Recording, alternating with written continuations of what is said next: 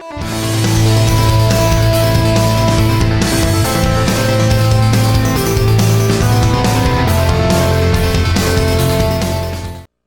ready for the next battle. So you have like this insight that they have given you, and to see the two clashes. Ladies and gentlemen, Lambech, Kalonzo. Thank you. We're commentating tonight's second World Tour Dojo event here at Osoyami Bar Grill. This is the last one of the year, and this next matchup is against JD Phil, who won our last Tekken World Tour stop here. Uh-oh. And that's a pop-off that went random and weird, apparently. Oh my gosh. God, thank God that thing didn't fall down. Jesus Christ. Yeah, no kidding. Who's going to pay for that? Hope it didn't. Also, what's up? JD Phil won the last one. Yeah. UnorthodoxStyle being one of the strongest, if not the strongest, Tekken 6 player and Tekken Tag 2. Taking a bit of a break away from Tekken 7. He's a family man. He is a working man, but also even when rusty, he is probably one of the most dangerous, fundamentally sound players you will play in Hawaii when it comes to Tekken. The mind is very sharp. And I think, in honesty, going with a classic matchup, obviously Devil Jin versus Yoshimitsu. Interesting because both know each other's character incredibly well. This is going to come down straight to style. This is all like mental fortitude. These guys need to be honed.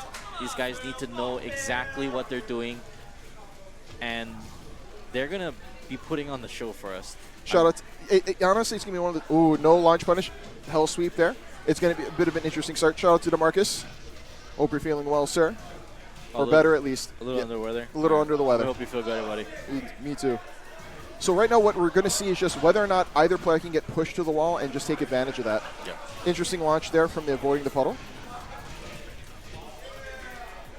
Wow. Interesting, okay, yeah. Wow. So notice, gets him with the low. Love it. Yep. Loving that space, loving that decision to just kind of back away. While standing two, beating out the crush. Interesting combo. Bad trade for UnorthodoxStyle. Wait, I'm holding my breath, Lambech. No, of course. And we're being very quiet because we want to see down 4 for kill. So I'm going to be very, very specific in that. Very good. I'm glad to hear it. Enjoy yourself, sir. Say no more. Good knockdown. JD Phil, and a big life lead. Apparently he woke up and he's not happy about that last round.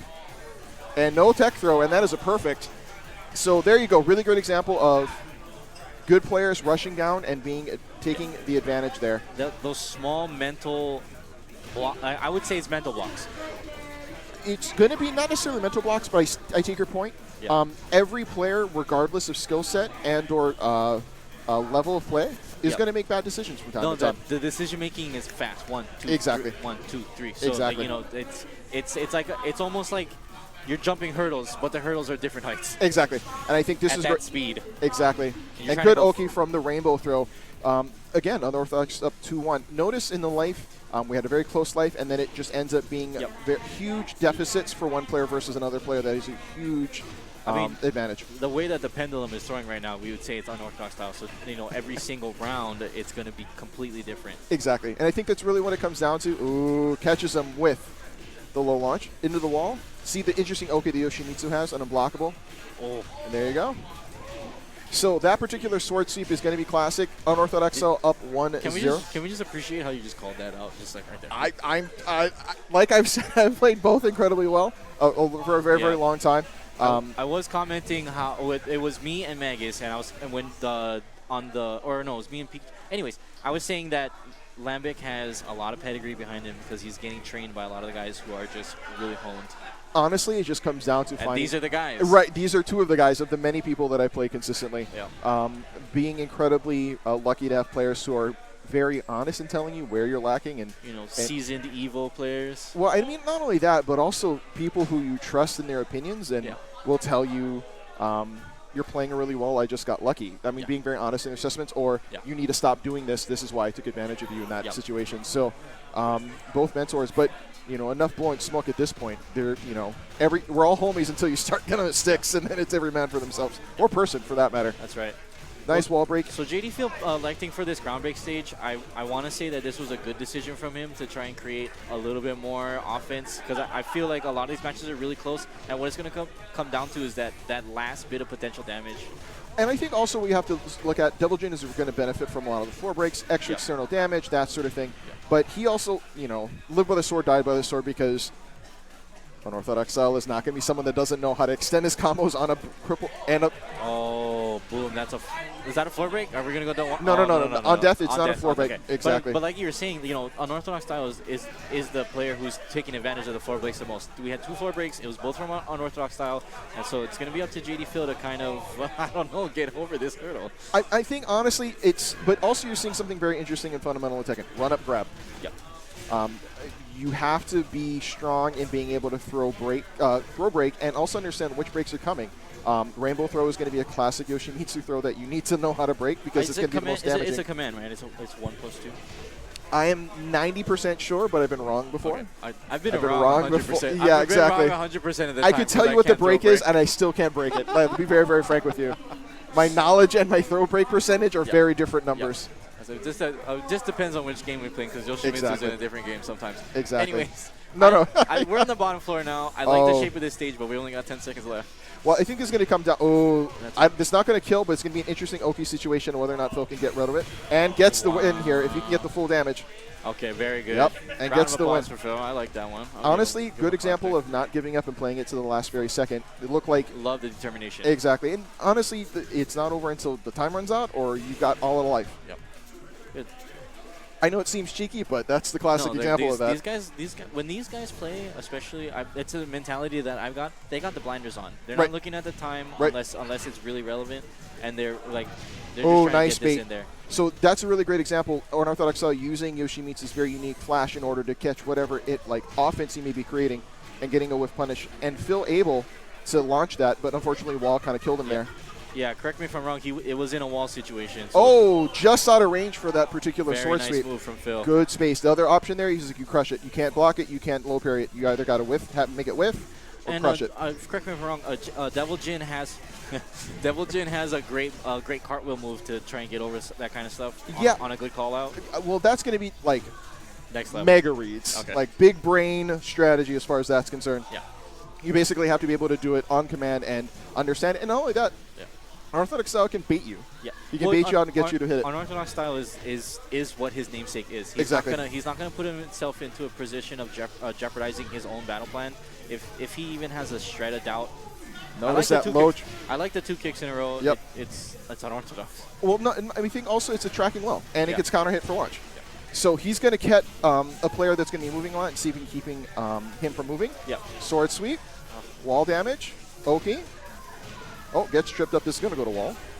Oh, this is the last hit. Unfortunately, missing that last hit, that would have gave him a little bit of a wall splat. It would have kept him there for just a tad bit longer. Nice punish. I also want to point something out that in JD Phil's win in the last Tekken World Tour Dojo event, it was Nate that was coaching him. So this full circle. Yes, very, very full circle. So if any of you out there are watching this match, nice. No, that's never mind. Brilliant. Never mind. Very brilliant. That was very brilliant. That was big brain. Yeah, a big brain because he frankly dropped that wall damage. Yep. And that could have been bad if the flash hit. I love that decision from Phil there because that tricky wall was a problem for him that whole entire match. He wasn't getting that last hit. UnorthodoxStyle was rolling off of the wall, creating more offense, and what Phil did there was just kind of pull back. And I think, honestly, those sorts of scrambles, and we call them that, are going to be situations where the better player may not bear out, but the player that doesn't freak out in that moment is going to come up clutch. Again, I go back. This is not a diss. I think JD Phil dropped that wall combo damage, realized that very quickly, went to the hell sweep. In the Oki situation, UnorthodoxStyle is also either going to block it or get hit by it. You got hit by it. Okay, we're on a small stage here. Exactly. I'm not confident that we're going to get a good – whoever gets the first carry here, okay, that was a good adjustment. Drop combo, trip. Unfortunate drop there. I think, honestly, that's going to be one of the more examples of just being a little bit rusty, not getting full combos there, but obviously having to make that adjustment. I think Phil would benefit from trying to keep this towards the center. I honestly, it's going to be very interesting. He's going to want to... Wow. Interesting. I'm holding my breath, Lambech. It's totally fair. I stopped talking because I wanted to see what's going to happen. Exactly. Nice block. Notice that. Really... All pokes. All pokes, but low pokes blocked and punished correctly. Yep. You don't see that every day. It's usually counter hit. Nice tech. Notice that he got the block, went into the counter hit, crushed the low. No ender there. Yep.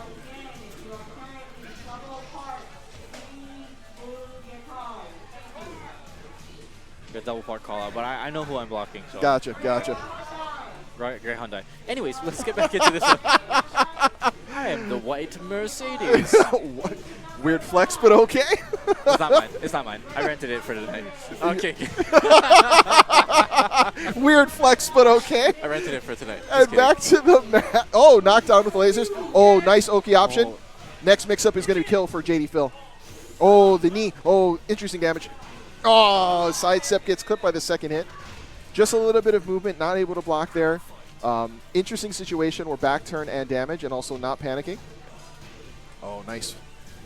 Nice sidestep with the knee. I really like that kind of sweeping move from Devil Jin there. I'm just not sure. Down back two? Yeah. So down back two, the sweep that he has, I feel like it creates a lot more offense. If JD Phil is trying to get these really decent pokes in, I think that's one of the tools that's going to get him there. Wow. While standing two hits. Oh, wow. Oh. Interesting stuff happening. Well, it's very interesting because his pokes have been stuffing a lot of the trades that Unorthodox style. Ooh. Spins. The spins. Yep. Double low used both ways. Catches him because low is going to stop any sidestep and is going to track if he moves. Oh, what a crush. Not crush. Never mind. That was just a whiff on both sides. Yeah, that was insane. No punish. I'm not a frame lord, but that looked like an even trade. That was no damage, no nothing. That's how that ends up sometimes. Ooh. So, JD Phil using down 3+4 in order to punish any sort of low there. We love you too, Atmosphere. Oh, gets the wall damage. Now it's going to be an Oki option here.